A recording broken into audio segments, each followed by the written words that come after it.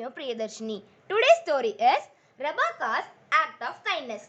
It was a stormy night. Rebecca was driving home after a long day at work. When she reached the highway, she saw an old woman waving her hands frantically. The old woman said, "My car has broken down. Please drive me to the hospital. I need a doctor." Rebecca said, "Hop in." Off they went to the hospital to fetch a doctor. Then Rebecca drove to the old woman's house. The old woman said, "You can call me Aunt Rose." Then she wrote down Rebecca's address before hurrying into her home with the doctor.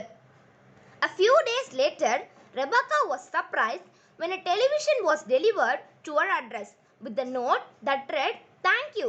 Due to your timely help, I was able to save my husband, who had fallen down the stairs while I was at the market." Rebecca had earned a friend for life with an act of kindness. Helping one person might not change the whole world, but it could change the world for one person. Helping others in their times of need is the best gift to humanity. Thank you, friends.